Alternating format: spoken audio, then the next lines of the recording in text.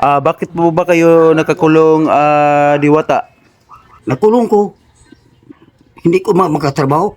Hindi Hindi ko makatrabaho. Nakulong ko. Kasi sa sobrang dami ng tao dito no. Maraming naghanap. Maharin nagpapapicture sa'yo. Picture, oo.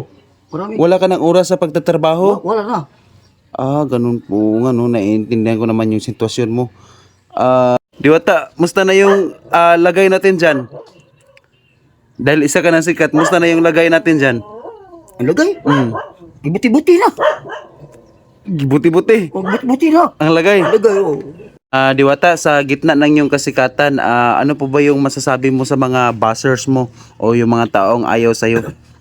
Ano po ba yung masasabi ninyo? Lusus niyo.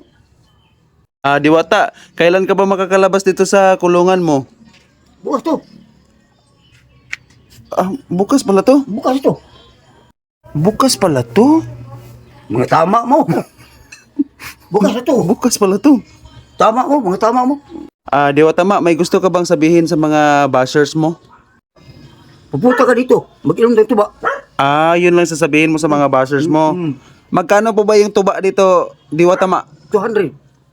Ang isang galon? Isang galon. Wap, isang galon. Unang sagol yun? Wap, isang galon. Magpunta ka dito. Sagol yan.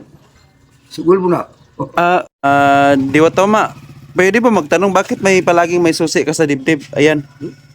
Pwede ka ba makalabas dito? Pwede. Okay. Bukas naman pala Mayroon kong nanakaw yung motor. May susi. Kaya pala may susi ka. Ninakaw mo yung motor? Motor. Guys, mo nangawat sa motor guys. Kinsa itong nawad ang motor nga pula guys. Si Diwata ma nagkuha. Muna. Wala.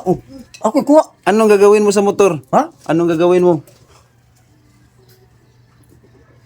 Gikaot yung motor. Akong pabilog tuba. Kaya pala amoy bahalina ka na naman. May sasabihin pa ka?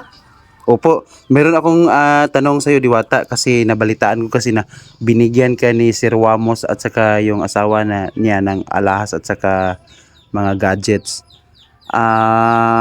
Asa na po ba yun, Diwata? Anong ginawa mo sa, alahas? Las? Bininta ko na. Tapos, akong mabilog. Balina.